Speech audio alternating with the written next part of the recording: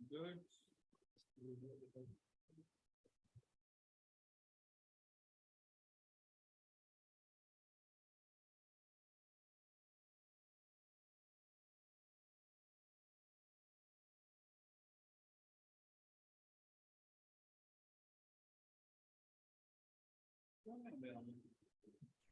Video तो पर कर दी बहुत अच्छे से है मतलब मुझे नहीं पता यस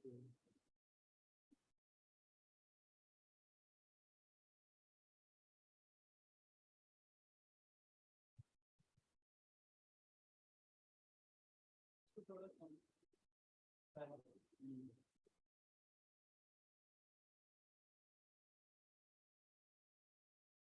50 से खोल दिया नहीं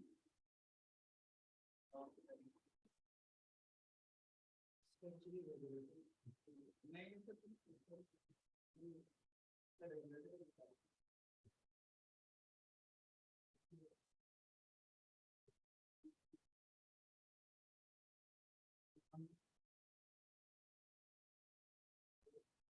एक दो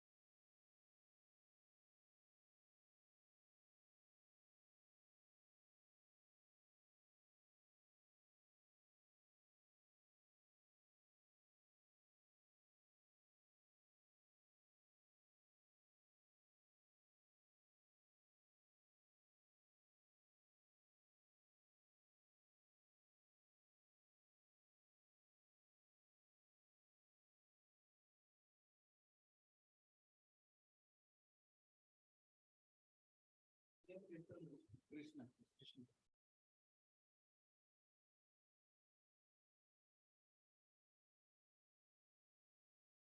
रोज आप लोग कीर्तन करो ना गायत्री करो अब गायत्री कर लीजिए कोई आएगा तो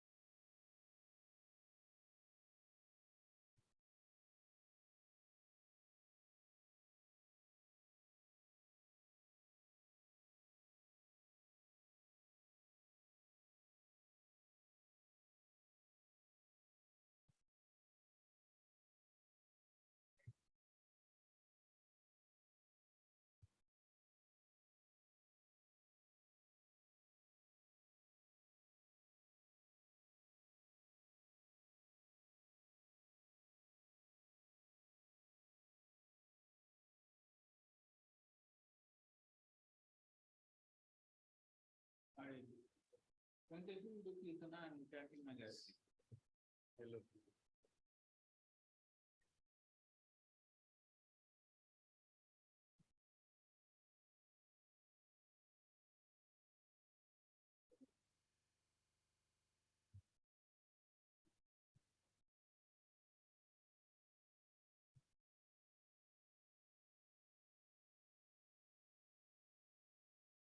यहाँ कुछ नहीं।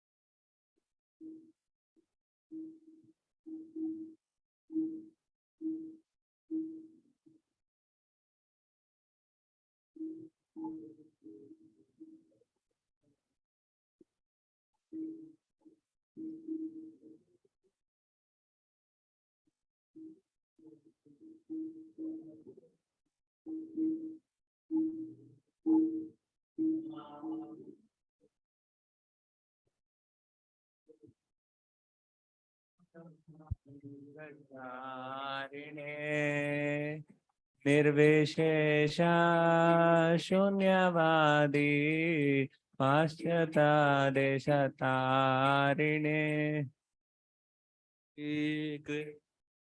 चैतन्य प्रभु नित्यानंद श्री अद्वैत गदाधर श्रीवासादि गौरा भक्त वृंद।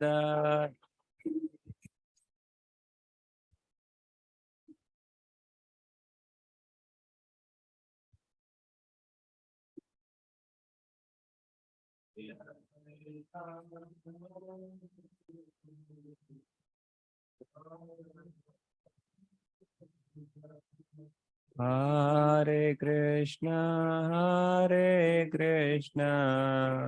Krishna Krishna, Hare Hare, Hare Rama,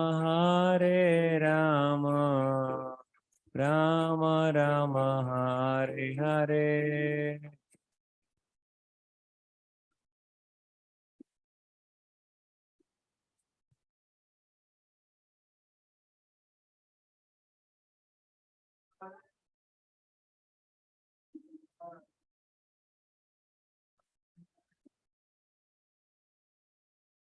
Hare Krishna,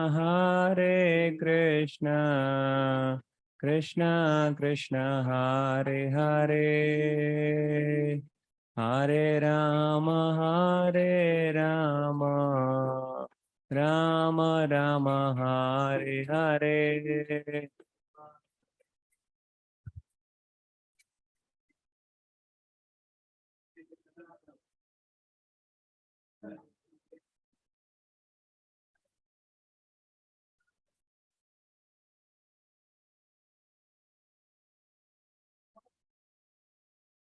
Hare Krishna,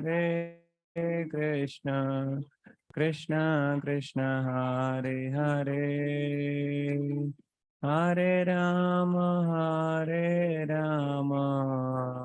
Rama Rama, Hare Hare.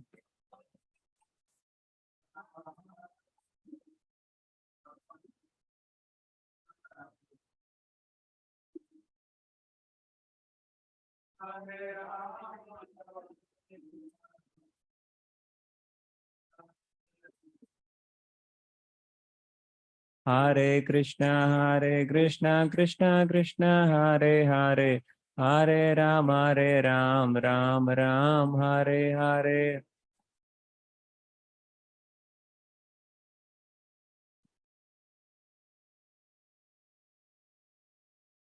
Hare Krishna, Krishna Krishna, Hare Hare, Hare Ram, Ram, Hare Hare.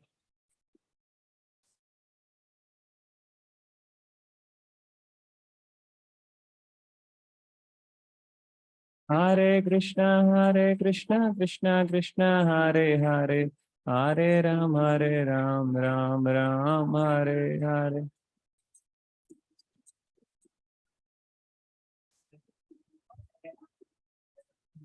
Ram Hare Hare. Hare Krishna Krishna Krishna Hare Hare. Hare Ram Ram Ram Hare Hare.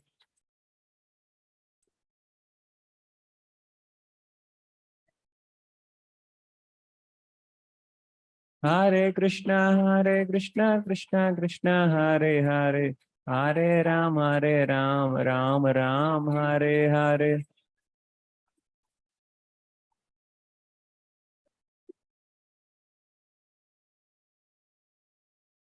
Hare Krishna Krishna Krishna Hare Hare. Hare Ram Ram Ram Hare Hare.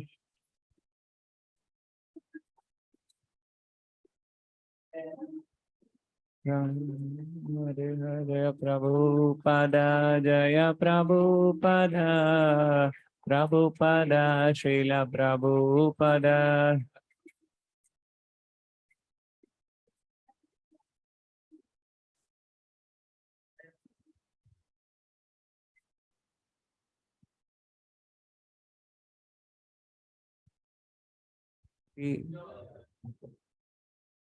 Hare Krishna. Om Jnanatimirandasya Jnananjana Chakshurunmilitam Yena Tasmai Shri Gurave Namaha.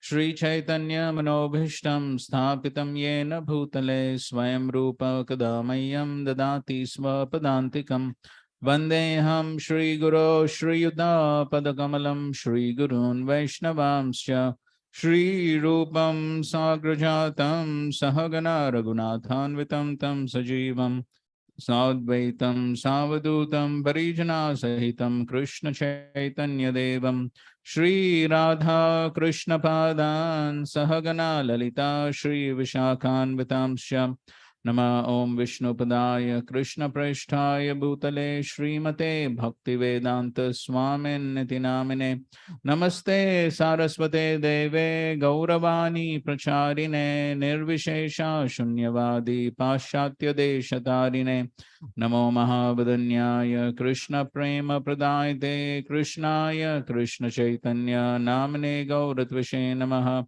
He Krishna Karuna Sindho Dinabandho Jagatpate Gopesha Gopika Kanta Radha Kanta Namostute तप्त कांचन गौरांगी राधे वृंदावनेश्वरी वृषभानु सुते देवी प्रणमामि हरिप्रिये वाञ्छाकल्पतरुभ्यश्च कृपा सिन्धुभ्य एव च पतितानां पावनेभ्यो वैष्णवेभ्यो नमो नमः जय श्री कृष्ण चैतन्य प्रभु Nityanand Shri Advaita Gadadhar शिवासादि गौरभक्तवृंद Hare Krishna Krishna Krishna Hare Hare Hare Rama Rama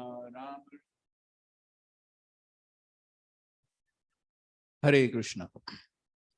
Okay, so far we have discussed about Kshetra, Kshetrajna, then Jnanam, Gneyam, Purusha, Prakriti. Okay, so Krishna has answered all those questions of Arjuna. So now we're going to the last section of the chapter, which is almost like a summary. 27 to 35, Jnana Chakshusha, the vision of knowledge. So if one has knowledge about all these various subject matters, then what is the result? That is what Krishna is describing in this last section. So this is almost like a summary. So we'll go through this rapidly and then go to the 14th chapter. 27th verse. Yavad sanjate kinchit sattvam sthavara jangamam kshetra sanyoga tadvidhi bharatarshaba. O chief of the Bharatas, know that whatever you see in existence, both the moving and the non-moving, is only a combination of the field of activities and the knower of the fields. Okay, so this already we discussed. So basically whatever is there is a combination of Kshetra and Kshetrajna. Kshetrajna Sanyogat. So there is the Atma, Paramatma, and the material body. So that's what we find everywhere, a combination of these. As Prabhupada says, whatever is created is but a combination of the living entity and material man and material nature. And both sthavara, jangamam. So there is sthavara moving. I'm sorry, sthavara means non-moving and jangam means moving. And further down, Prabhupada says, without the touch of the superior nature of the living entity, nothing can grow. The relationship between matter and nature is eternally going on, and this combination is effected by the Supreme Lord. Therefore, he is the controller of both the superior and the inferior natures. This we've also covered in the which chapter? Superior nature, inferior nature, 7th chapter, right? Paraprakriti, aparaprakriti. So there also Krishna said everything is basically a combination of these two. 28. Samam sarveshu bhuteshu tishtantam parameshwaram vinashyat savinashyantam ya pashyati sa pashyati. One who sees the super soul accompanying the individual soul in all bodies and who understands that neither the soul nor the super soul within the destructible body is ever destroyed actually sees. Okay, so this is actually seeing. The real seeing is to understand that there is soul, super soul, both of them are eternal, they're never destroyed. It's only the body that's destroyed. So all this is real seeing. Otherwise, it's all ignorance. As Prabhupada says, anyone who by good association can see three things combined together, the body, the proprietor of the body, or the individual soul, and the friend of the individual soul, is actually knowledge.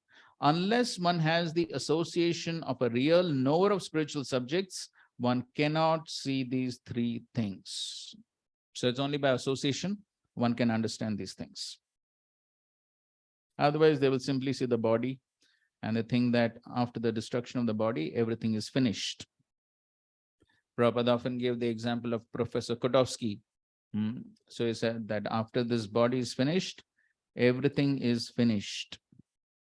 Another important point, further down, Prabhupada says the Sanskrit word Parameshwara is sometimes translated as the individual soul, because the soul is the master of the body, and after the destruction of the body, he transfers to another form. In that way, he is master.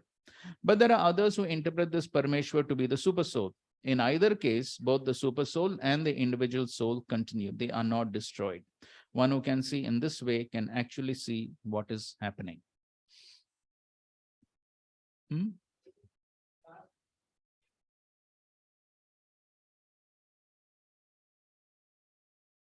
Last verse में like material living thing है, material entity है, bottle है, laptop है, तो इसमें क्षेत्र है and क्षेत्रज्ञ सुपर सोल. किसमें? इस लैपटॉप है तो ये क्षेत्र है और क्षेत्रज्ञ super soul. Super soul is in every living atom में, ये सब क्षेत्र है सिर्फ. Super soul is there in every atom. तो वही नॉन लिविंग थिंग्स में क्षेत्र तो है ही मटेरियल नेचर, और क्षेत्रज्ञ सुपर सोल ना, ये वो है. So if super soul is there everywhere, isn't it? Andantarastha paramanu chantarastham. Even in the paramanu atom, the super soul is there. So non living में क्षेत्र and super soul, and living में तीनों चीजें हैं. नहीं. See what Prabhupada is saying. Whatever is created is but a combination of living entity and material nature. There are many manifestations like trees, mountains, and hills which are not moving, and there are many existences which are moving, and all of them are but combinations of material nature and the superior nature, the living entity. But this is dead, na? Table is dead. This is dead.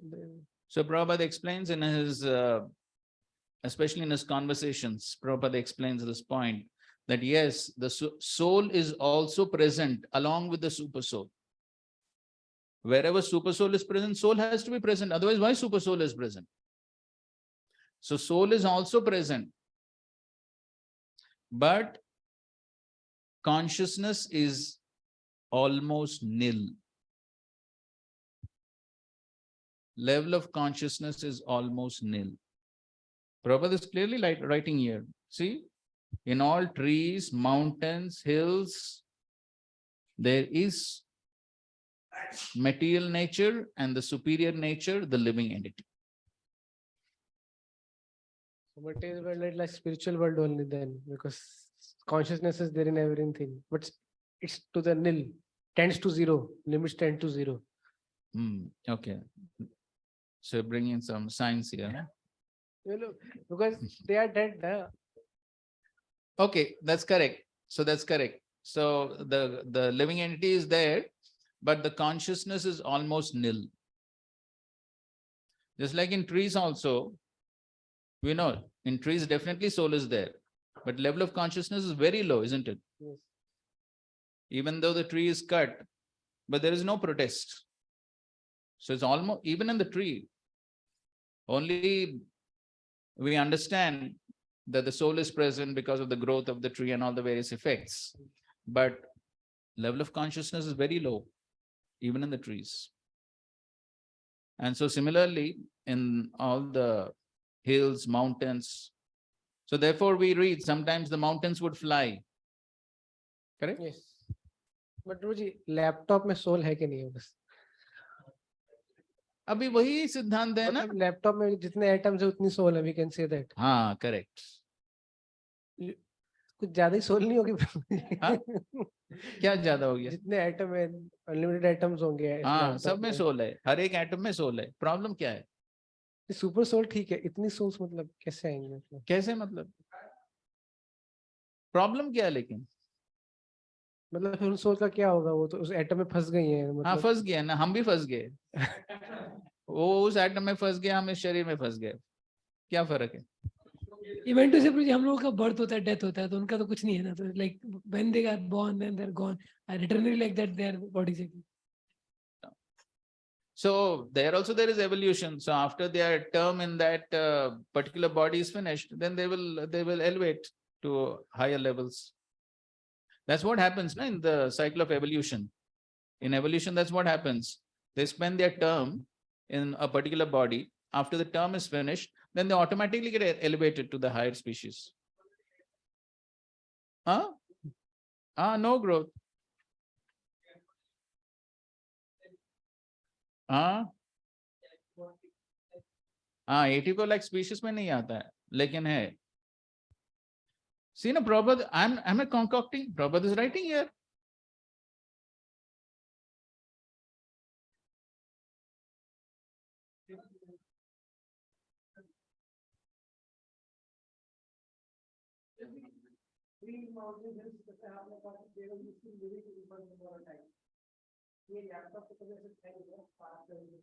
No, see, you say hills and mountains. Now, if you previously we know mountains were flying. Now they're not flying. That means what? Previously there was soul. Now there is no soul. Because of what? Curse.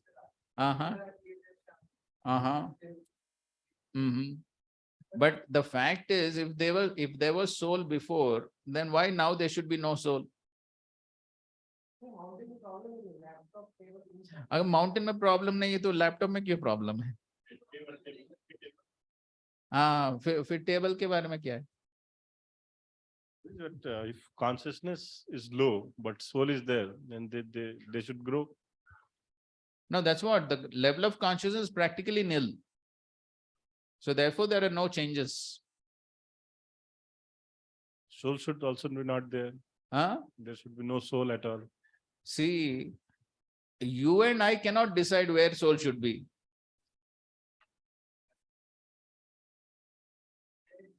This is what the Shastri is saying.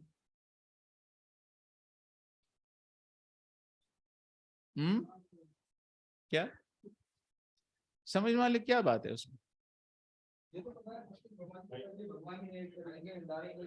See, you accept super soul is everywhere. Andantarastha paramanu chanta. So if super soul is there, then why soul should not be there?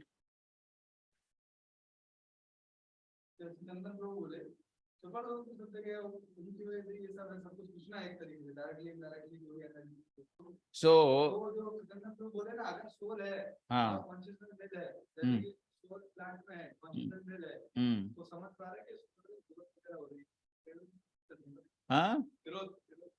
Growth नहीं होता है. तो अगर super soul है, so then even if you say okay only super soul is there, then also you can consider something to be living, no? Super soul is there, then why it is not living?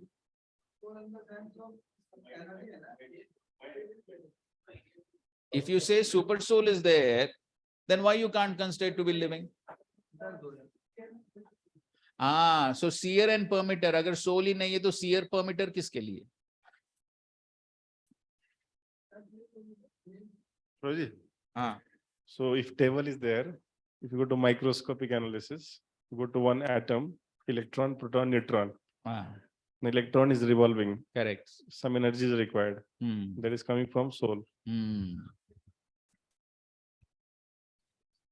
Whatever. Khatam.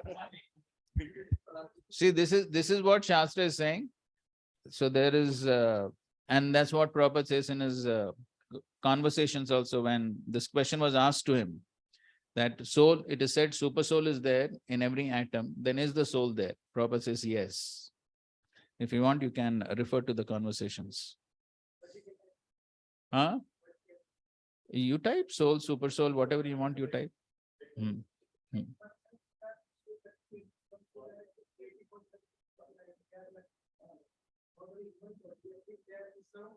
Correct. Yes.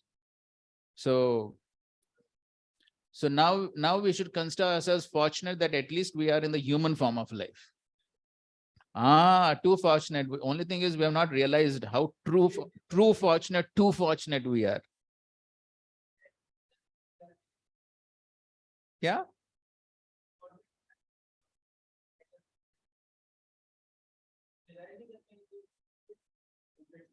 So anyway, somebody who is very sinful may enter such forms. So why somebody enters the body of tree? Whatever. So very sinful life. Very sinful life. So then somebody is so sinful, one is getting that body. So maybe because of even more sinful activities or gross level of ignorance, then one may even get such bodies. And so therefore, then there is also the concept of living stone. So there is some truth to these statements. Okay, fine. 29. Samam pashyan hi sarvatra samavisthatam ishwaram na hinasyatmanatmanam tato yati param gatim. One who sees the super soul equally present everywhere in every living being does not degrade himself by the mind. Thus, he approaches the transcendental destination. So this point we already discussed. If we understand that super soul is everywhere, then one cannot be degraded by the mind. One cannot do any wrong activities. As Prabhupada writes, but if one understands that the Supreme is situated in his Paramatma manifestation everywhere, that is, if one can see the presence of the Supreme Personality of God in every living entity, he does not degrade himself by a destructive mentality, and he therefore gradually advances to the spiritual worlds. The mind is generally addicted to sense-gratifying process, but when the mind turns to the super soul, one becomes advanced in spiritual understanding. Okay, so if we realize that the super soul is always watching me, then one cannot do some wrong things. 30. Prakrityaiva cha karmani kriyamanani sarvashah ya pashyati tatatmanam akartaram sapashyati. One who can see that all activities are performed by the body, which is created of material nature, and sees that the self does nothing, actually sees. This also we had sufficient detailed discussion on how the soul does not do anything, but what does the soul do? Yes, the only thing the soul can do is desire. And then the desire is understood by the super soul, and then super soul directs Prakriti to fulfill those desires.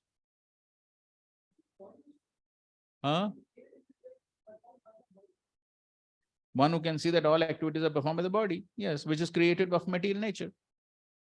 Prakriti. That's what Prabhupada writes in the purport also. This body is made of material nature under the direction of the super soul. And whatever activities are going on in respect to one's body are not his doing, Whatever one is supposed to do, either for happiness or for distress, one is forced to do because of the bodily constitution. The self, however, is outside all these bodily activities. This body is given according to one's past desires. To fulfill desires, one is given the body with which he acts accordingly. Practically speaking, the body is a machine designed by the Supreme Lord to fulfill desires. Because of desires, one is put in difficult circumstances to suffer or to enjoy. This transcendental vision of the living entity, when developed, makes one separate from bodily activities. One who has such a vision is an actual seer. So the soul is always transcendental. So even though the soul is within the body, the soul doesn't mix with the body. So today only I was hearing one conversation where Prabhupada is describing this. He gives one example, just like oil and water. Oil and water can be together. Do they mix? No, they never mix.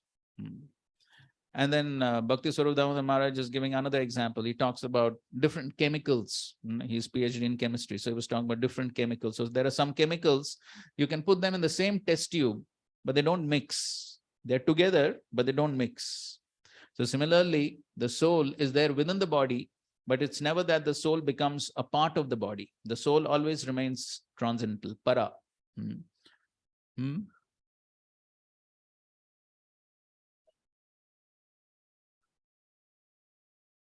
Somewhere diseased body he has. So he had some wrong desire. That is the result of the diseased body, unhealthy body. Correct. Wrong desire. Yes, wrong desire, body. wrong activity, sinful activity. Sinful activity leads to disease. Desire, activity, karma, Yes. poor. Correct. So that applies to everything. 31. Yada bhuta pritag bhavam ekastam anupashyati tata evacha vistaram brahma sampadyate tada. When a sensible man ceases to see different identities due to different material bodies, and he sees how beings are expanded everywhere, he attains to the Brahman conception. So this is very similar to the, which was from the 5th chapter?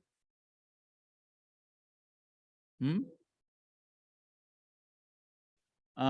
Vinay Sampane Brahmani Gavi Hastini. So this is very similar to that verse. That's what Prabhupada is saying. So the spirit soul, due to contact with material nature, gets different types of bodies. When one can see this, he attains spiritual vision. For thus being freed from differentiations like man, animal, big, low, etc., one becomes purified in his consciousness and able to develop Krishna consciousness in a spiritual identity. How he then sees things will be explained in the next verse. 32. Anaditva nirgunatvat paramatmayam avyayah sharirastopi kaunteya na karoti na lipyate. Those with the vision of eternity can see that the imperishable soul is transcendental, eternal, and beyond the modes of nature. Despite contact with the material body or Arjuna, the soul neither does anything nor is entangled. Okay, we just discussed this point. Right. The soul is always transcendental, eternal, beyond the modes. He cannot be destroyed. Okay, 33. Yata sarvagatam saukshmyad akasham nopalipyate sarvatra vastito dehe tadatma nopalipyate. So now he's given an example to explain that point. The sky, due to its subtle nature, does not mix with anything, although it is all pervading. Similarly, the soul, situated in Brahman vision, does not mix with the body, though situated in that body. So here Krishna himself is giving an example. So just like the sky is present everywhere. As Prabhupada is giving an example, the air enters into water, mud, stool, and whatever else is there. Still, it does not mix with anything. Similarly, the living entity, even though situated in varieties of bodies, is aloof from them due to his subtle nature. Therefore, it is impossible to see with the material eyes how the living entity is in contact with his body and how he is out of it after the destruction of the body. No one in science can ascertain this. Okay, so the scientists can never see all these things because it is all on the subtle platform. So, therefore, one cannot see. We'll just, I think so, finish 2 more verses and then we'll take a question. 34. Yatha prakashatyeka kritsnam lokam imam ravi kshetram kshetri tada kritsnam prakashyati bharata. O son of Bharata, as the sun alone illuminates all this universe, so does the living entity, one within the body, illuminates the entire body by consciousness. So this we already studied in the second chapter. Just like the soul is situated in one place and spreads throughout the body by consciousness. So just like the sun is situated in one place and spreads the sunlight everywhere.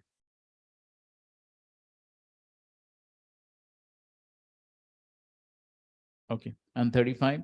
Kshetra kshetrajnayorevam antaram jnana chakshusha bhuta prakriti moksham cha ye viduryanti te param. Those who see with the eyes of knowledge the difference between the body and the knower of the body, and can also understand the process of liberation through bondage and material nature, attain to the supreme goal. Please read this purport. The purport of this 13th chapter is that one should know the distinction between the body, the owner of the body, and the super soul. One should recognize the process of liberation as described in verse 8 through 12. Then one can go to the supreme destination. A faithful person should at first have some good association to hear of God and thus gradually become enlightened. If one accepts a spiritual master, one can learn to distinguish between master and the spirit. Between matter and the spirit. And that becomes a stepping stone for further spiritual realization. A spiritual master, by various instructions, teaches his students to get free from material concept of life. For instance, in Bhagavad Gita, we find Krishna instructing Arjuna to free him from materialistic consideration. One can understand that this body is matter. It can be analyzed with its 24 elements. The body is the gross manifestation, and the subtle manifestation is the mind and psychological effects. And the symptom of life are the interaction of these features. But over and above this, there is soul, and there is also the super soul. The soul and the super soul are two. The material world is working by the conjunction of the soul and the 24 material elements. One who can see the constitution of this whole of the whole material manifestation as the combination of the soul and material elements can also see the situation of supreme soul becomes eligible for transfer to the spiritual world. These things are meant for contemplation and for realization, and one should have a complete understanding of this chapter with the help of a spiritual master.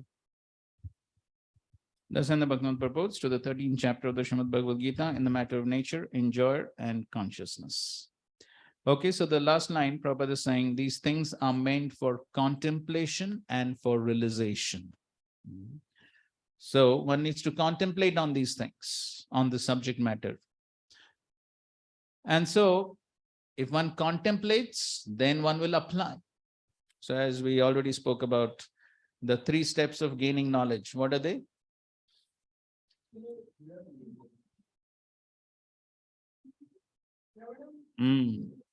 Mananam.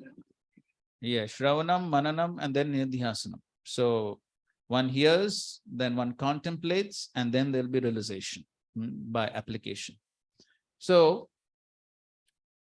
therefore, this knowledge is not meant simply for a theoretical study.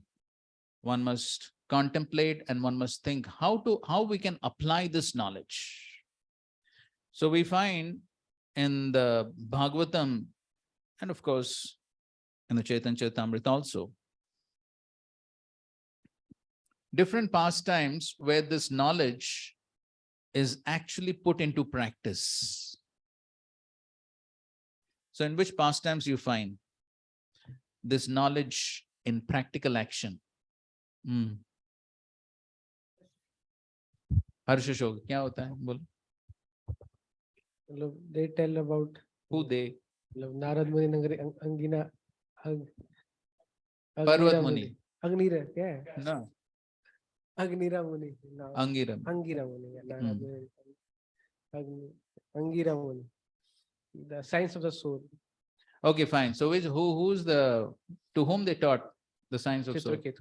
Okay, Chitraketu Maharaj. Okay, so we know that story. Where else?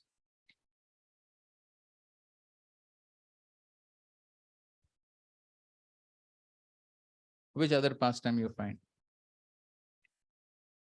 Yudhishthira Maharaj, Narada instructs Yudhishthira Maharaj in 7th chapter about this Varnashram Dharma, Varnashram Dharma. duties of Okay, Varnashram Dharma. Fine. That's fine. Pratik. Kansa also actually tells this philosophy after killing all the childs of Devaki and Vasudev. When he begs for forgiveness, he gives the philosophy of soul. Okay, the philosophy of karma. Okay, that's of course misuse of the philosophy. Huh? Okay, Hiranyakashipu. Okay, that's also misuse of philosophy, though they speak it. Proper use. Huh?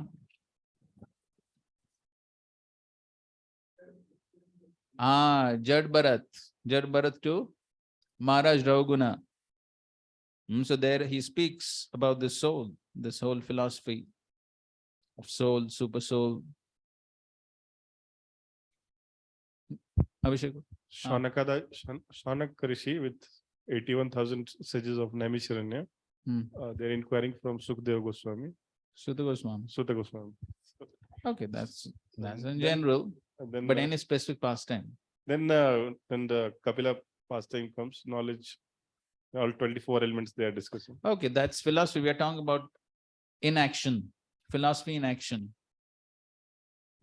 The forest, when the knowledge came that these are all the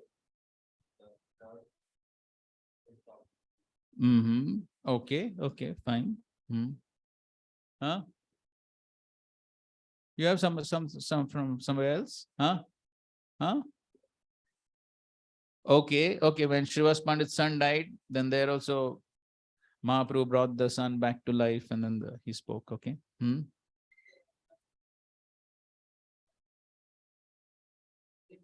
Okay, allegorical story of Puranjan. Okay, there also we find many of these concepts. Okay. Also, we find how when we know the famous pastime of Indra and Prithu Maharaj. So Indra and Prithu Maharaj, when Prithu Maharaj was performing the 100 horse sacrifices, and then we know Indra, he comes and what he does? He steals the horse to prevent him from performing the 100th horse sacrifice. And then the Brahmanas are ready to chant mantras by which Indra will be dragged into the fire and burnt. And then who comes? Yes, Brahma comes and tells Prithu Maharaj, stop the sacrifice, which Prithu Maharaj obeys. But then Brahma, he further explains why he should stop performance of the 100th horse sacrifice. And there also he explains that after all, everyone is influenced by the three modes. And therefore he tells Prithu Maharaj that there's no need for him to be angry upon Indra, because Indra is simply being influenced by the modes. But the soul is different from the material body. It is the body that's influenced from by the modes. The soul is always transcendental. Therefore, there is no need to be angry on Indra as a spirit soul. He's simply being influenced by the modes. And there in that purport, Srila Prabhupada writes the well-known saying, hate the sin, not the sinner. Very practical application of this point.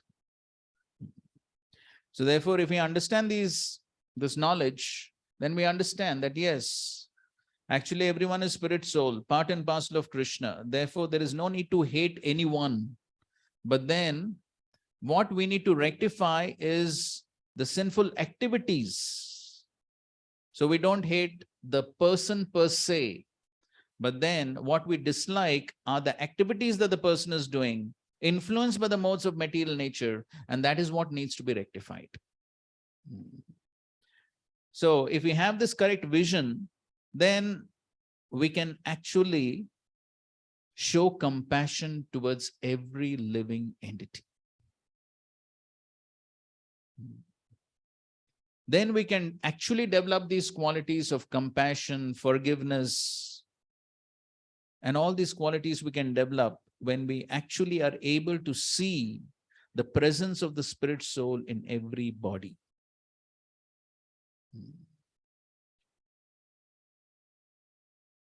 And therefore, the great acharyas who have this vision, then they actually develop that compassion.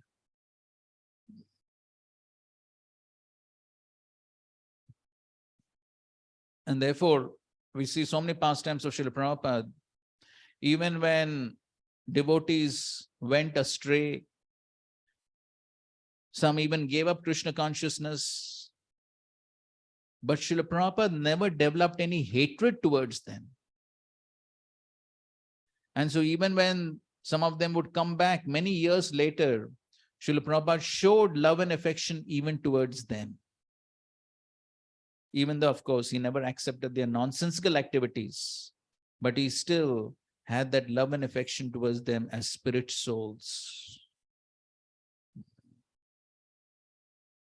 So then having this is the practical application of this knowledge. So this is really jnana chakshusha, seeing through the eyes of the scriptures, seeing through the vision of knowledge. So then one can actually see everyone as spirit soul, part and parcel of Krishna, and one can actually think about the benefit of every jivatma. Okay. You can understand that inert matter. So whenever we see that person in coma, he lies down for 1 month, 2 months, the still soul is there. Can you similarly understand the inert matter? Okay. Of course, there we definitely know that previously the consciousness was full. Yes, but when he's in coma, it's almost like that. Yes, there's practically no consciousness, but still we know that the person is still living because of some signs and symptoms. Okay.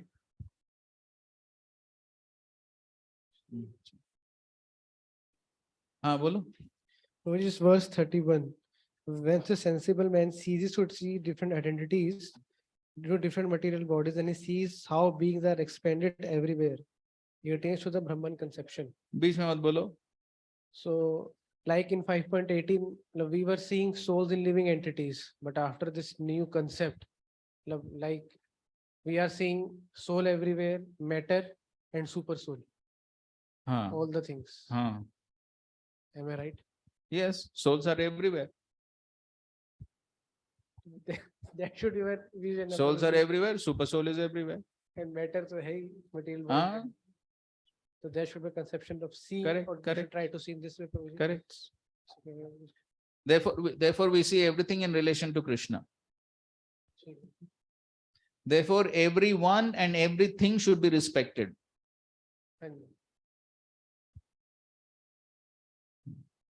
And so Srila Prabhupada also explains that even inert matter, even different chemicals. So in chemistry you study, right? All the chemicals have different, each chemical has specific properties, correct? What was that? Acidic, alkylic, all that. Okay, so you every chemical has a list of properties, correct? So why all those, how that particular chemical has all those properties? It is because of the presence of the spirit soul and the super soul. Because of the presence of the super soul, all those characteristics are there.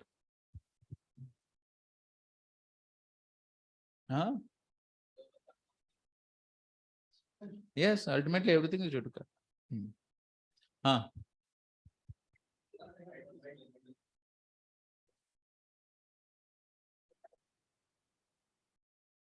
In 30th example, you gave that chemical reaction example, mixing two. I didn't understand. So just like oil and water, they can be together, but they don't mix, na? So like that only.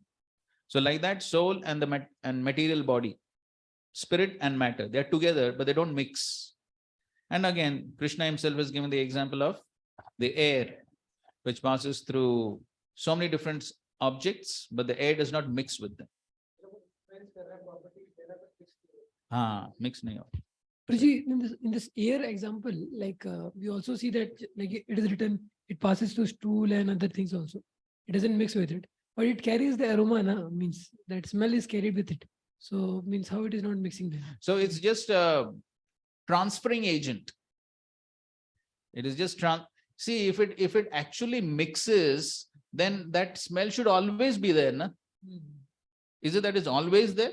No. So it's just a medium for transferring, and then afterwards it's gone. Also, Priji, one more thing. In the last, you said, na, this contemplation and relation wala point.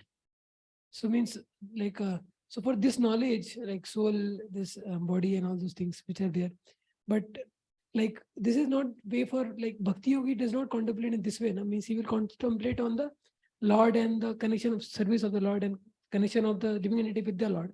And in that connection, he will get relation. And not he is not this body and soul, all this. Of course, we don't have to separately contemplate on not being body but spirit, soul. But then ultimately, we also have to come to understand this. Of course, our understanding and realization of this automatically comes by the practice of devotional service. We don't have to do something separate like the Jnanis. Yeah. So the Jnanis, their entire process is for this realization that I'm not the body, I'm spirit, soul. But as far as we are concerned, self-realization and God realization go together.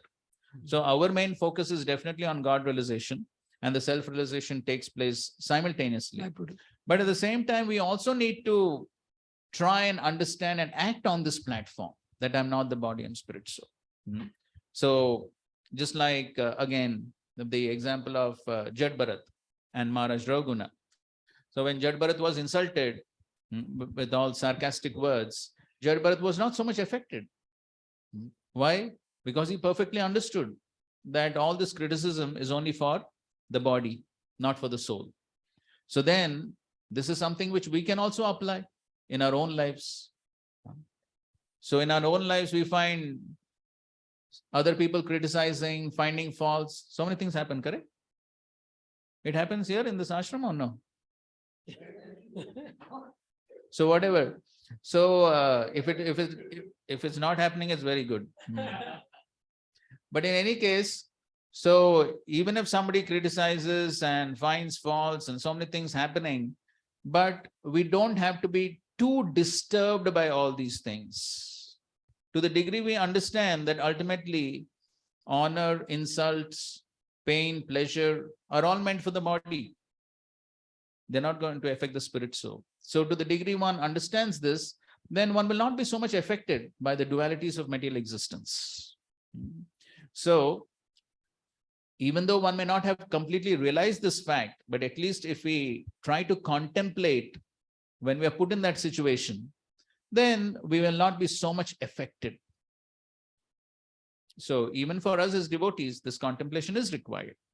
Even though this is not the goal of our process, but this is also a part of our process. Prabhuji, this I wanted to understand.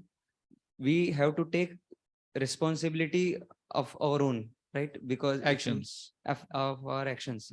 So if we are going into modes, 3 modes of material nature, that's the next chapter. Yes. That is because our own actions, correct, or desires. Correct. So when great souls see the Jnana Chakshu, they see with the compassion that the sinner, and they see the sin differently. Don't they blame the person that he desired to go into the 3 modes of material nature and his desire was wrong? So don't criticize like that? They still see with compassion? That I just wanted to understand. So of course, ultimately everything is coming from desire, and because of desire, one is put in the material body. Material body is influenced by the modes, and then the person commits various wrong activities. But at the same time, the spirit soul, being always pure, can be reinstated in its pure situation. So therefore, one who has the correct understanding, he understands that, okay, now it is the influence of the modes on the body that is causing the person to perform so many different wrong activities. But it is not that he's eternally a wrong person or he's eternally a sinner. There is this other saying, what is that? Every saint has a past and every sinner has a future, correct? Something like that? So that means a person may be performing a wrong activity now, but we don't have to put a label on him that this person only is like that. Because after all, he's different from the body. The spirit soul is pure. And then he can come back to the pure state by following the process of devotional service. But sometimes when we are not able to see this difference between the body and the soul, then we label the person himself as being bad, as being wrong, as if the person can never be rectified. Okay, we accept the fact that now the person has done something wrong, but at the same time, we also have to know and understand that the person can be rectified, he can be purified. Okay. एक simple सा मतलब question है थोड़ा सा हमेशा simple है तो difficult है मतलब थोड़ा मेरे को इजी हो जाएगा what is the difference between spiritual world and material world आप बताओ मैं तो कंफ्यूज हो गया ना प्रभु जी यहाँ भी कॉन्शियसनेस है वहां भी कॉन्शियसनेस है every soul is everywhere so now I am confused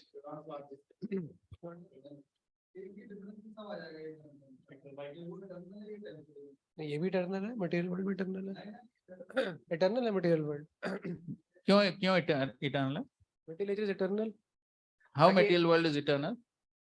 Material nature is eternal, no? Material nature is eternal. How the material world is eternal?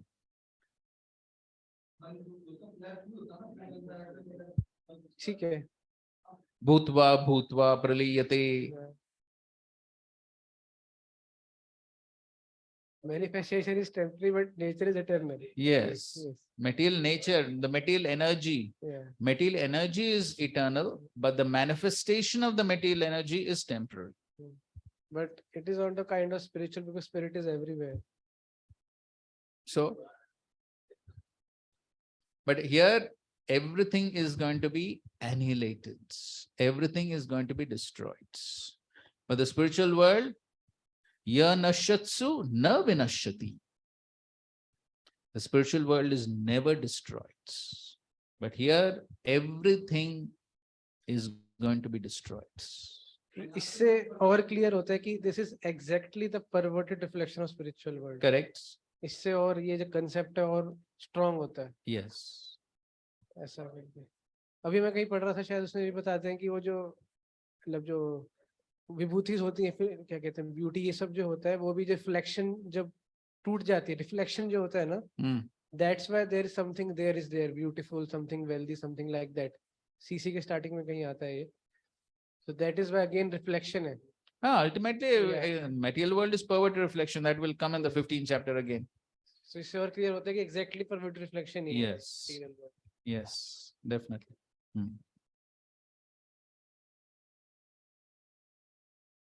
Okay, last question on the chapter. Questions, bro. On 33rd translation, Prabhupada writes in the second line, similarly, the soul situated in Brahman vision does not mix with the body. That means that soul which is situated in Brahman vision actually doesn't mix with the body in the sense that he is aloof from the pains and pleasures of the body. But who is conditioned, he is affected, he mixes. Can we understand in that way? Text 33, second line, the sky. Okay, the soul situated in Brahman vision does not mix with the body, though situated in that body. Okay. So the one Now you see the purport. Now in the purport, Prabhupada writes, the living entity, even though situated in varieties of bodies, is aloof from them due to his subtle nature. So it applies to all living entities. All living entities, they do not mix with the body. But of course, one who is in Brahman vision, he realizes it. Yes. So one who has the Brahman vision, then he realizes it. But the fact does remain that all the living entities, they don't mix with the body, even though they're present in the body. Yeah. And Prabhuji, 35th third paragraph, purport. Yeah. The body, second line, Prabhuji, the body is the gross manifestation and the subtle manifestation is the mind and psychological effects. Okay. And the symptoms of life are the interaction of these features. Without soul, just body and psychological effects, they produce the, I mean, how to understand this? Because after that, the line he says that above that, there is soul and super. Yes. So because there is soul and super soul, therefore mind and the gross body are functioning and then all those interactions are taking place. If soul and super soul are not there, where is the question of the gross body and the subtle body functioning? They are functioning, and all the, as we studied in the 6th and the 7th verses, Vikari. The Vikari, the transformations in the gross and subtle body are taking place only because of the presence of the soul and the super soul. Yes. And Prabhuji, in Prithumara's section, you said Brahmaji telling him the philosophy of modes of nature. I think our Prabhuji also asked. So actually, Prabhuji, in that I had one understanding that Brahmanical people or Vaishnavas, they forgive others, forgive on that conduct. But when there is some, Kshatriyas, because they have to punish because to set an example to the society not to commit Correct. such. And as a duty, they do it out of duty. Even though that person may be saintly king, but still he has to do it. I mean, he may be a realized person, but still he does it, for example. Yes, because the Kshatriyas are supposed to maintain law and order. And so therefore, in order to maintain law and order, then yes, then the required punishment is given for rectification. Ultimately, because the person needs to be rectified. Therefore, the necessary action has to be taken. That is true. But still, it is not that just because the person has done something wrong, it's not that one hates him. Action is required for rectification. Simple example, just like a mother. So sometimes a mother may slap the child. For what? Rectification. Does it mean that the mother hates the child?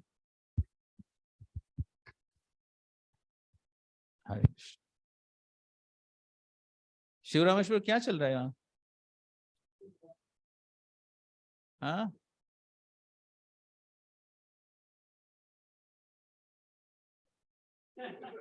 ठीक है, थोड़ा आराम करके आओ.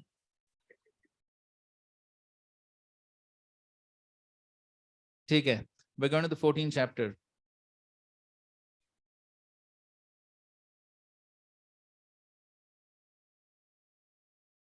Okay, 3 sections of the chapter.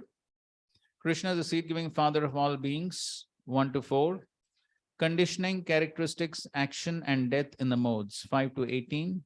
And transcending the modes, 19 to 27.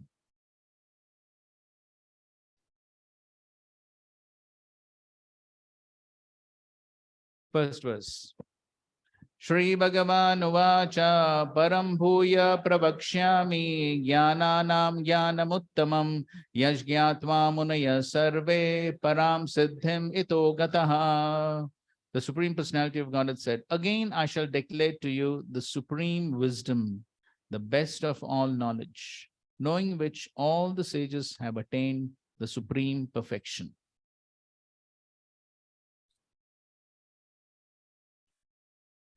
Okay, read this purport. From the 7th chapter to end of the 12th chapter, Sri Krishna in detail revealed the absolute truth, the supreme personality of Godhead.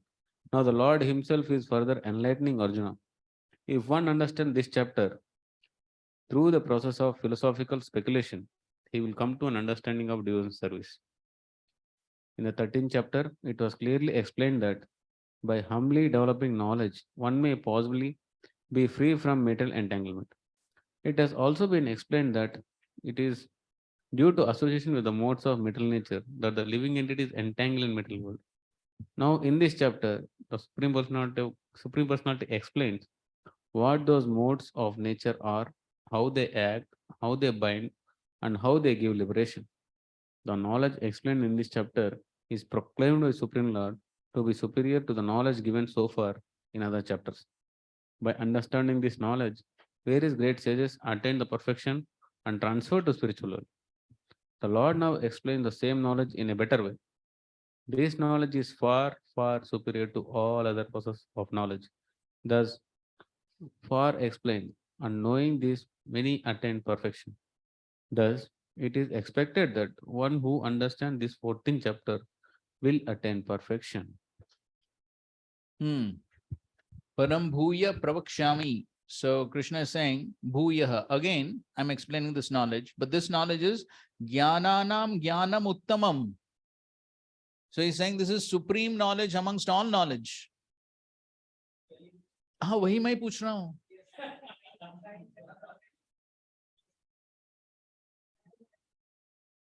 हाँ Rajavidya Rajaguhyam 9th chapter. So what is the answer?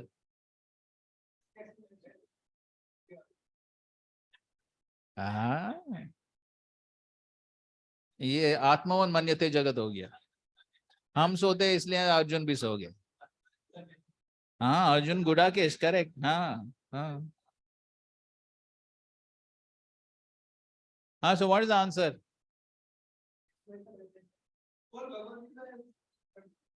No, but here specifically Krishna is saying the best of all knowledge. How to implement 9th and 10th chapter. Okay. So anyway, this is the best knowledge as far as this subject matter about the three modes is concerned. Okay. So that in that context, this is the best knowledge. So you can see Prabhupada writes that in the purport. The knowledge explained in this chapter is proclaimed by the Supreme Lord to be superior to the knowledge given so far in other chapters. So this is about this subject matter. This subject matter has not been described in detail in the previous chapters, but it is being described now in this chapter in detail. Therefore, it is the best of all knowledge. And by knowing this, yajñatva munaya sarve param siddhim ito gataha. So by getting this knowledge, so many munis, they attained liberation.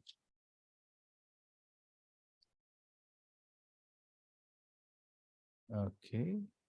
Now, another important point here is, Prabhupada writes, if one understands this chapter through the process of philosophical speculation, he will come to an understanding of devotional service. So there are these two words, philosophical speculation and mental speculation. So what is the difference between the two? Abhishek?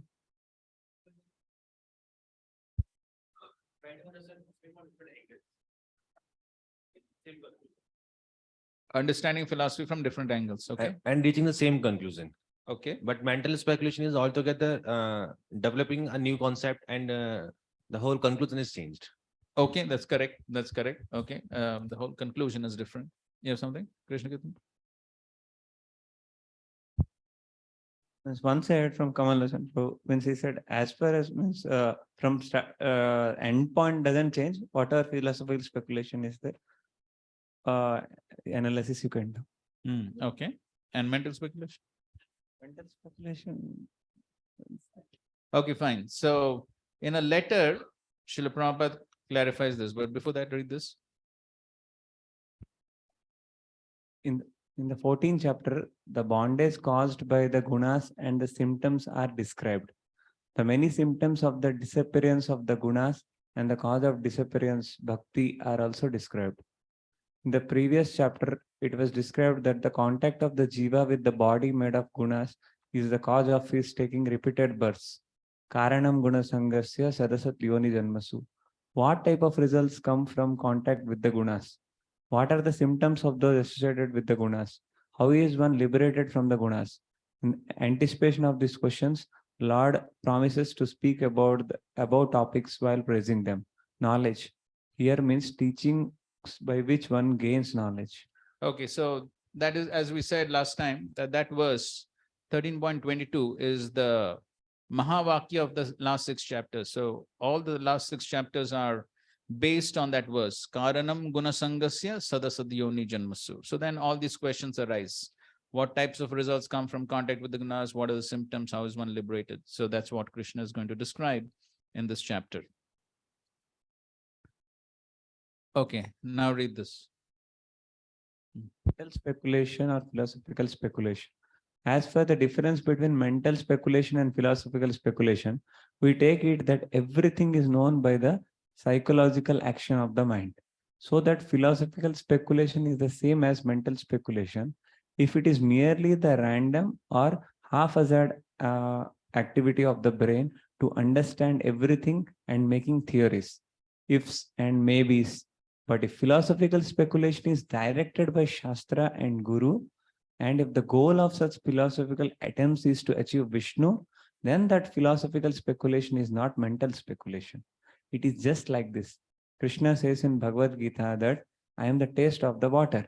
Philosophical speculation in the accepted sense then means to try to understand under the direction of Shastra and Guru just how Krishna is the taste of water. So this Prabhupada gives in a letter which he wrote to a devotee named Chaturbhuj. So, so here Srila Prabhupada is explaining that philosophical speculation, so basically mental speculation is also philosophical speculation only. But it is haphazard activity of the brain. So that means it's basically using the mind to try and understand something. So one simply by the use of one's own mind and intelligence, one is trying to understand some concept. And therefore, the result is what? So many theories, ifs and maybes. And that's the reason why Srila Prabhupada always condemned the scientists, because they're always coming up with so many theories, ifs, maybes, perhaps. So all these are theories which are coming up because of simply the use of one's mind. There is no authority. The only authority is the mind. But true philosophical speculation is when it is directed by Shastra and Guru. So 2 points. It is directed by Shastra and Guru, and the goal is to achieve Vishnu. Then that philosophical speculation is not mental speculation. So that is true philosophical speculation. So mental speculation is also philosophical speculation, but it is simply based on the mind. And one comes up with so many concocted theories. But true philosophical speculation is based on Guru and Shastra, and the goal is to achieve Vishnu. And then is given an example. So Rasom Apsu Kaunteya. So philosophical speculation means, true philosophical speculation means trying to understand how Krishna is the taste of water. The question is not, is Krishna the taste of water? One is not questioning the concept. One is not trying to understand whether Krishna is the taste of water or not. One perfectly knows that Krishna is the taste of water, but one can try to figure out how Krishna is the taste of water. And that also one tries to understand through Guru and Shastra. So then that is philosophical speculation. So therefore, when we speak of philosophical speculation, we perfectly accept the statements of Shastra, but we try to understand that philosophical concept from different angles, from different scriptures. So just like in a Bhagavatam class, so in a Bhagavatam class, there are 1 or 2 concepts taken, and then one tries to understand that concept through various angles, from various angles. One uses different Shastric references to try and understand that philosophical concept. So that is the meaning of philosophical speculation. So if that philosophical speculation is not based on Shastra and Guru, then that is mental speculation. Okay, so therefore, whatever we speak, there has to be a Shastric basis. If there is no Shastric basis for what we are speaking, then it is very much likely that we're going into the zone of mental speculation. Is it clear? Hmm?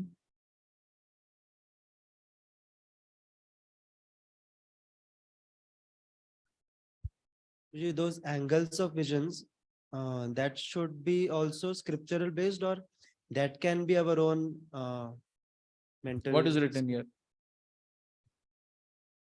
Directed by Shastra and Guru. The conclusion is directed by Shastra and Guru, but the different ways of understanding it. No. Conclusion is what? Conclusion is to achieve Vishnu. That is conclusion. And it is directed by Shastra and Guru. Yes. Yes. No, there is no space for mental speculation. Everything has to be based on Shastra and Guru. So what other Shastras are saying, one can use other Shastras to establish the concept. So other Shastras, what the Gurus are saying, what the Acharyas are saying, that is what we do, isn't it? Not our own analogies concocting to No, understand that. Yes, not our own concoctions. Of course, we can use some examples and analogies which are also in line with the examples and analogies given by the previous acharyas. If at all we want to bring it to a modern day context. But of course, best is to use even examples and analogies given by our acharyas. They have given enough of examples and analogies. So we can use them. But if you want to bring it into a modern day context and use present day examples, like laptops and things like that, which previous acharyas may not have given. So we can use something like that. But basically, it all has to be in line with the previous acharyas.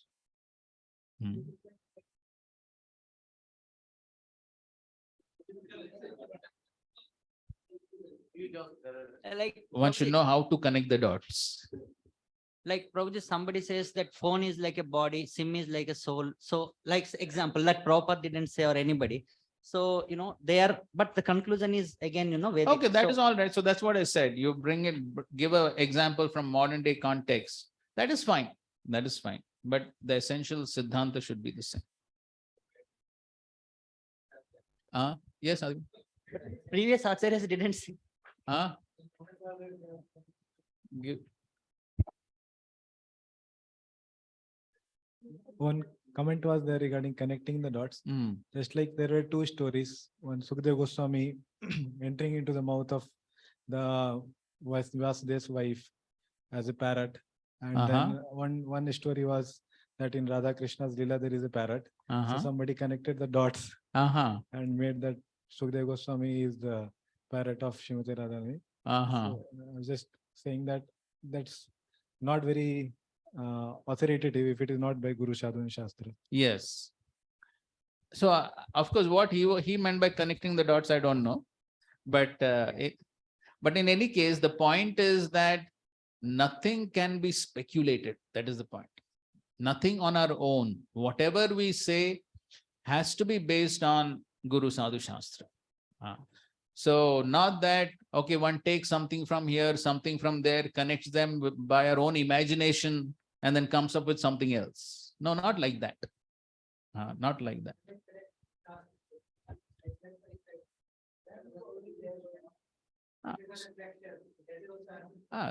That spiritual world, that material world is reflection of spiritual world is a Shastric statement.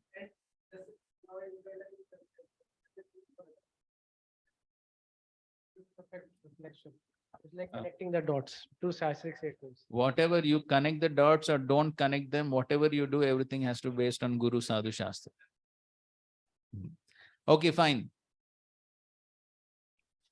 Second, idam jnanam upashritya mama sadharmyam agataha sarge api nopajayante pralayena vyatanti cha. By becoming fixed in this knowledge, one can attain to the transcendental nature like my own. Thus established, one is not born at the time of creation or disturbed at the time of dissolution. Okay, so Krishna says, if one becomes fixed in this knowledge, idam jnanam upashritya, if one takes shelter of this knowledge, then the result will be mama sadharmyam agata. One will achieve my nature, the same nature, the spiritual nature. And sarge apinopajayante. So then one will not have to once again come back into this sarga, into this material creation.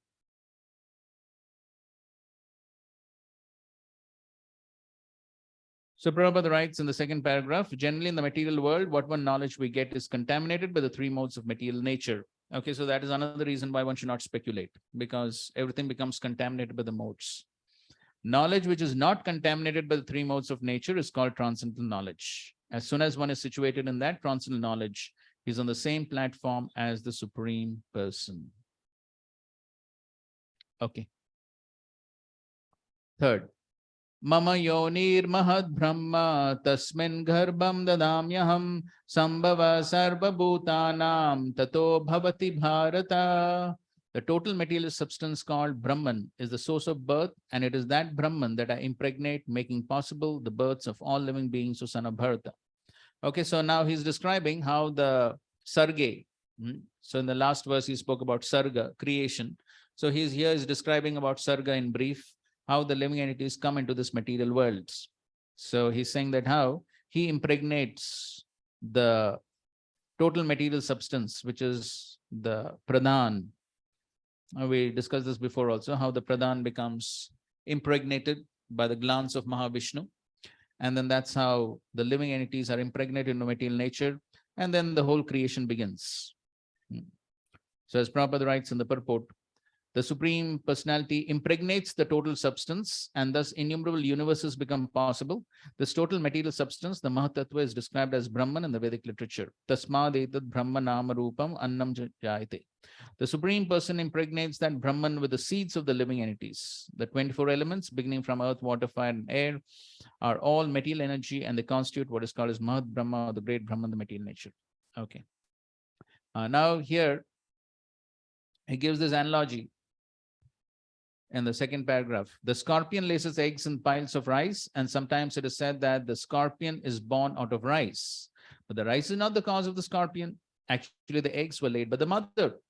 Similarly, material nature is not the cause of the birth of the living entities. The seed is given by the Supreme Personality of Godhead, and they only seem to come out as products of material nature. Thus, every living entity, according to his past activities, has a different body created by this material nature, so that the living entity can enjoy or suffer according to his past deeds. The Lord is the cause of all the manifestations of living entities in this material world. So this is Vrishchika Tandula Nyai. Vrishchika means scorpion. Tandula means rice. So Prabhupada gave this example many times to defeat the scientist's argument that everything is coming from nature. But then it is just like this, saying that the scorpion is coming out of rice. That's illogical. But the fact is that the mother scorpion has laid eggs. So similarly, it is not possible for material nature to give rise to the living entities. It is the Supreme Lord who impregnates the material nature. And in the next verse, he makes it even more clear. Sarva yonishu kaunteya murtaya sambhavantiha tasam brahma mahad yonir aham bija pradapita. It should be understood that all species of life, O son of Kunti, are made possible by birth in this material nature, and that I am the seed-giving father.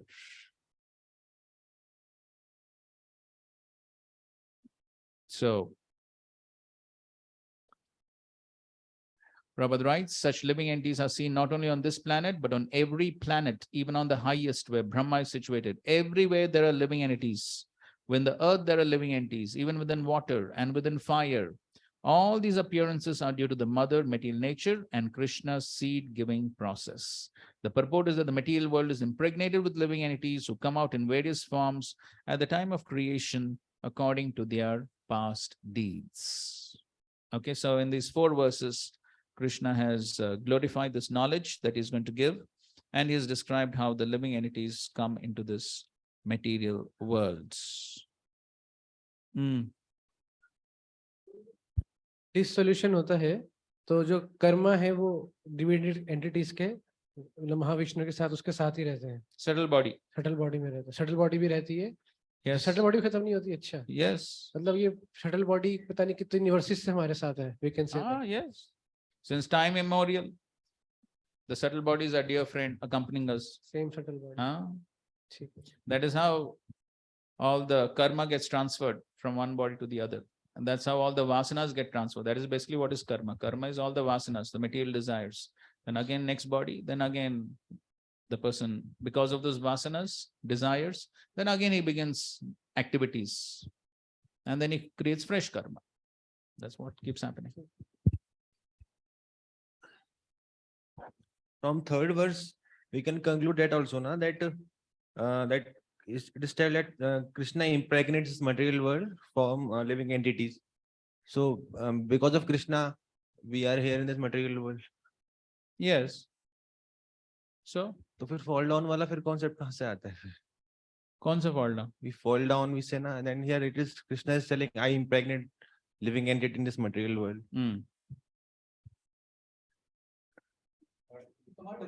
What is your question? रुको ना.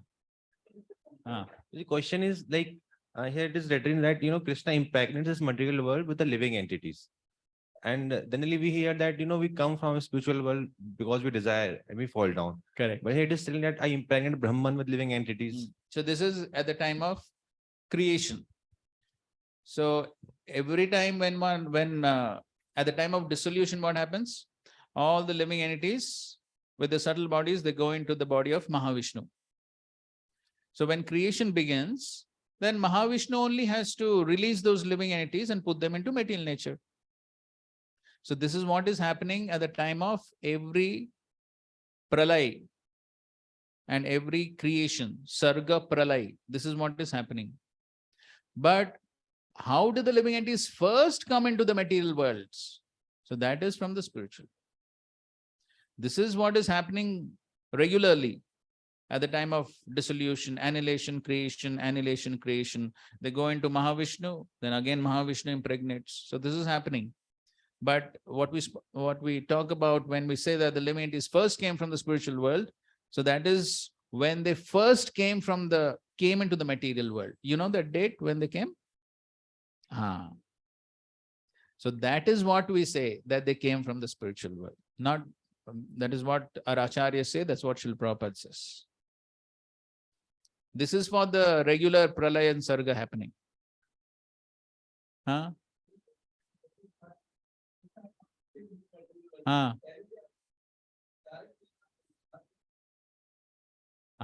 महत्व नहीं आते.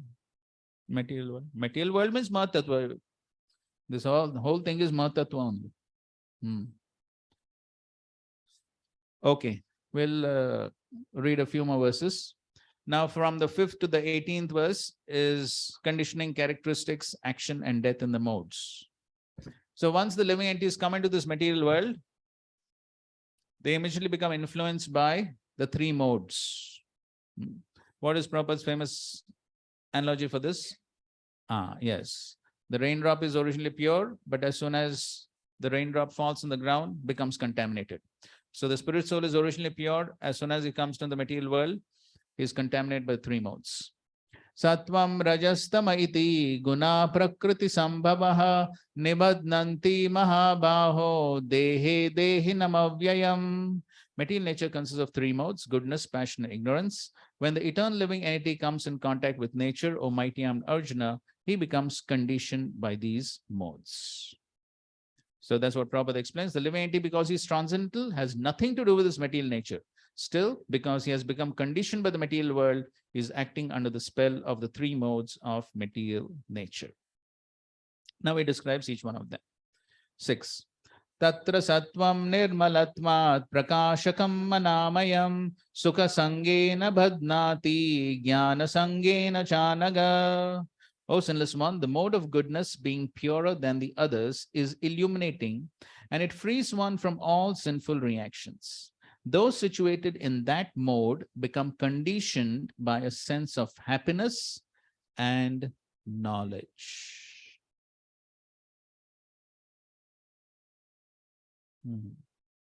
Okay, read the purport.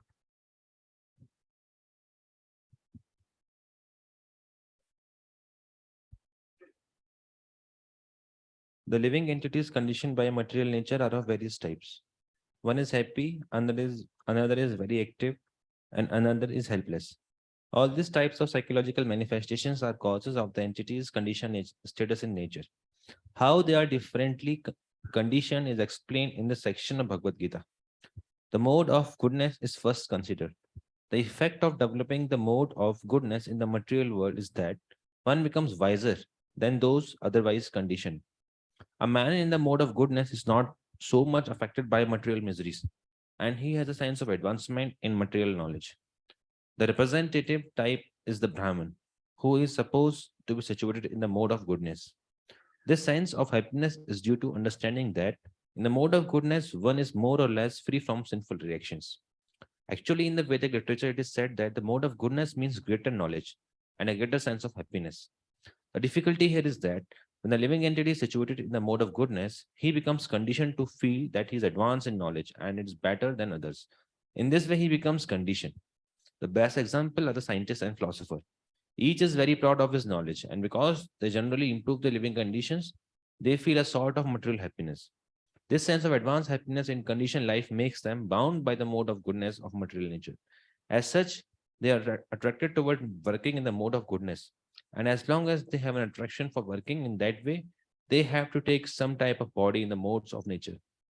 Thus, there is no likelihood of liberation or being transferred to the spiritual world. Repeatedly, one may become philosopher, a scientist, or a poet, and repeatedly become entangled in the same disadvantages of birth and death. But due to illusion of the material energy, one thinks that sort of life is pleasant. So basically, how a person or how a living entity acts in the material world is all governed by the three modes. So material world means three modes. Everyone is influenced by three modes. And whatever a person is doing is going to be influenced by those modes. Therefore, sometimes the example is given of a salt mine. So if one is put in a salt mine, or if one is put in an ocean, so everywhere one is simply surrounded by salt or water. Of course, in the ocean, one gets salt water. But the point is that just like within the ocean, everywhere there is water. One cannot become free from the influence of the water within the ocean. So similarly, material world means three modes. So everyone becomes influenced by these three modes. So Prabhupada is giving the psychological manifestation of the three modes. What are they? Happy, very active, and helpless. So these are goodness, passion, ignorance. So now, in the mode of goodness, he is nirmalatvat. Nirmal means he is more pure. Why is more pure? Because he has knowledge. Because he has knowledge, he doesn't commit so many sinful activities. So therefore, he is purer than the others. Prakashakam. So he has knowledge. Prakashakam means knowledge. So because of knowledge, he commits less sinful activities. And so therefore, less sinful activities means less miseries. So therefore, there is an apparent sense of happiness because of less miseries. Of course, it is not true happiness. It is only less miseries, which is interpreted as happiness. But then the problem here is sukha sangena badnati jnana sangena. Sangha means attachment. Actually, the attachment itself, as you'll see in the next verse, Trishna Sangha Samudbhavam. Sangha attachment is a characteristic of passion. Therefore, goodness is never pure in this material world.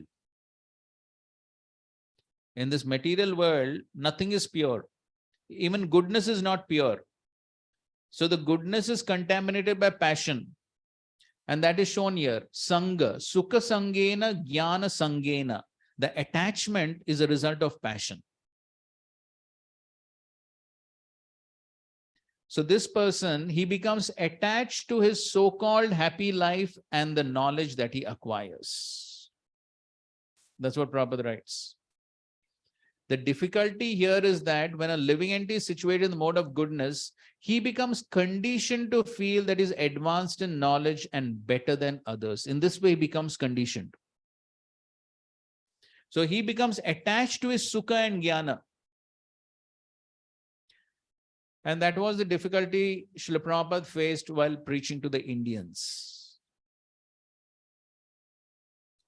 So we know when Srila Prabhupada, before he went to the West, when he was trying to preach to the Indians, Srila Prabhupada himself says in his lecture that how that time he was going to so many people's houses and Brahmanas' houses, and he was telling them, oh, you have 4 sons, give me 1 son, I'll make him Brahmana. So they used to say, oh, Swamiji, what Brahmana will do? And they would say, what you're going to teach us Bhagavad Gita? We know Bhagavad Gita. Now also we find some people say that, isn't it? So the person, he becomes conditioned. He thinks, I'm happy. Why should I take to this devotional service, Krishna consciousness, give up this, give up that? Why all this botheration? I'm happy, I'm satisfied. My life is going on smoothly. So this becomes a problem.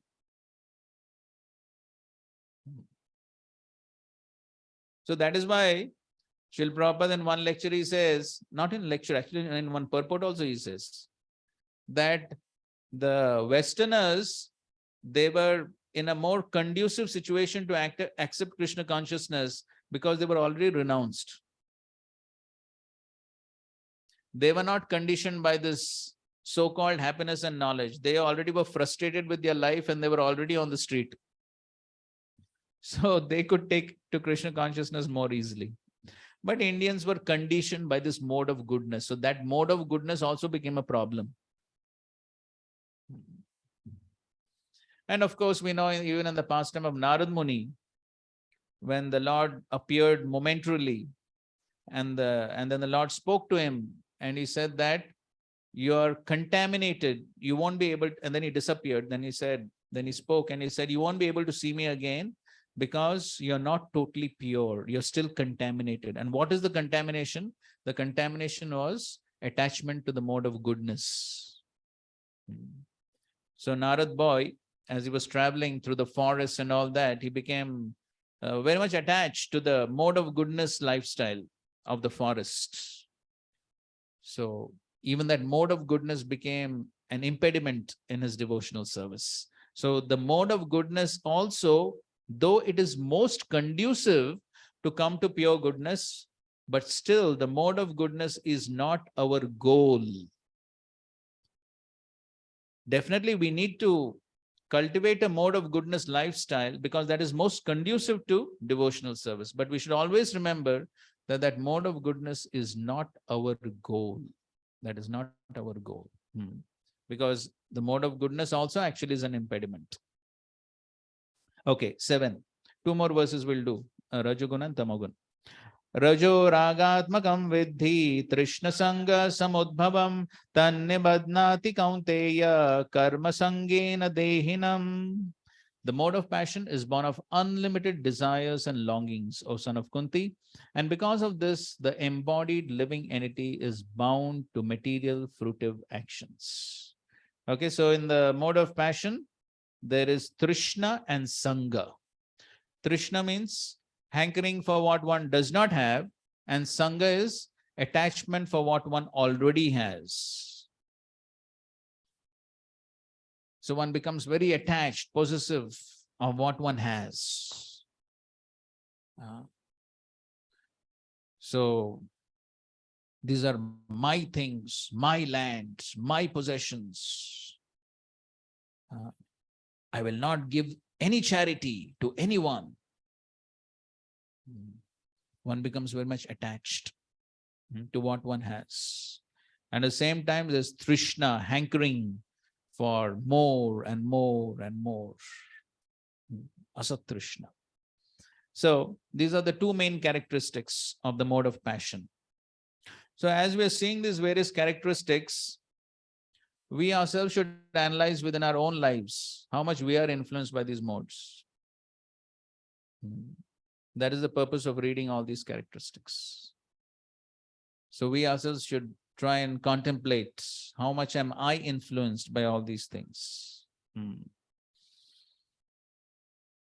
Tad nibadnati. So this becomes the cause of bondage. And because of this, he is bound to karma sangena dehinam, bound to material fruitive actions. And then Prabhupada says the mode of passion is characterized by the attraction between man and woman. And then from that, everything else is born. Pumsa striya mithuni bhava metam tayor mito ritaya grantimahu ata griha kshetra suta apta vitte janasya mohoyam aham mameti. So that is what Prabhupada describes. Then from that attraction between man and woman, then there is one wants to have a happy family, nice children, wife, house. These are the products of the mode of passion. As long as one is hankering after these things, he has to work very hard. Nothing is going to come easy. And then further down he says, therefore the whole material world is more or less in the mode of passion. Material civilization is considered to be advanced in the standard of the mode of passion. So this is the advancement of modern civilization. So Prabhupada says, in one conversation, Prabhupada is saying, so modern civilization is advancement in animalism. Nice word, advancement in animalism. I don't know if that word exists in the dictionary, but Prabhupada is saying animalism. So they're becoming more and more polished animals. So he was speaking of his experience. He went to this one university, he was telling, I don't know. Some university was telling, he went to that university and he saw that how all the college students, they were all hippies, all very scantily dressed and all hippie lifestyle. So what is this advancement? What is the use of all the educational institutions? Simply making hippies. So this is advancement? Simply becoming animals. So what type of advancement is this?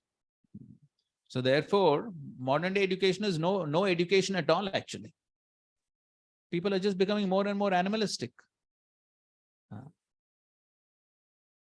So simply acting like animals. So those days, so one devotee was saying that, so being naked had become a fashion. So what does that mean? Just like animals. So advancement is simply leading to more and more animalistic life. So therefore, what type of advancement? So it is advancement in what? It's advancement in the mode of passion. And it says, formerly the advanced condition was considered to be in the mode of goodness, but now it is only passion. So if there is no liberation for those in the mode of goodness, then what to speak of those who are entangled in the mode of passion? So that's a rhetoric question. The answer is obvious. Okay, 8. Tamastvajnanajam viddhi mohanam sarvadehinam pramadalasya nidrabis tannivadnati bharata. O son of Bharata, know that the mode of darkness born of ignorance is the delusion of all embodied living entities. The results of this mode are madness, indolence, and sleep, which bind the conditioned soul. So the three important characteristics of tamogun are what? Pramad, alasya, and nidra.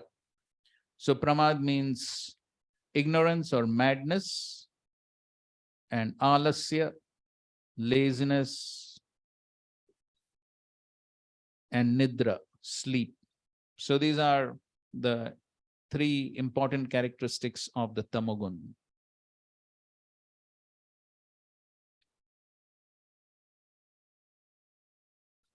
So here the word tu, tamas tu, ajnanajam viddhi. The word tu indicates that this is, the tamogun is diametrically opposite to sattvagun. But. So it shows that the tamogun is exactly opposite to sattvagun, as Prabhupada writes. In this verse, the specific application of the word tu is very significant. This means that the mode of ignorance is very peculiar qualification of the embodied soul. The mode of ignorance is just the opposite of the mode of goodness. So everyone under the spell of the mode of ignorance becomes mad. And a madman cannot understand what is what. So I think I explained this in one of our previous classes. Just like a madman, if you go to a mental asylum, the mad people, what do they consider themselves to be? Yeah, so somebody will say, I'm president, prime minister, police inspector. So they are imagining a designation which they are not. So that is madness. So similarly, in this material world, everyone is thinking what? Yes, I'm the body, I'm the Lord of all I survey. So, therefore, Prabhupada, we very often quoted this incident in Calcutta. One man, he murdered another man and he was taken to the court. And then the judge, he called for the civil surgeon, and the civil surgeon said, he accepted that yes, when the person committed the murder, he was definitely mad. But then he commented that, in my opinion, everyone in this world is somewhat mad.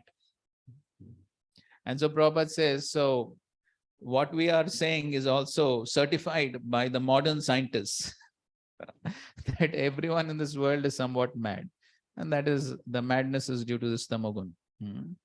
So, and then Prabhupada explains that under the spell of ignorance, one cannot understand a thing as it is. For example, everyone can see grandfather has died and therefore he will also die. Man is mortal.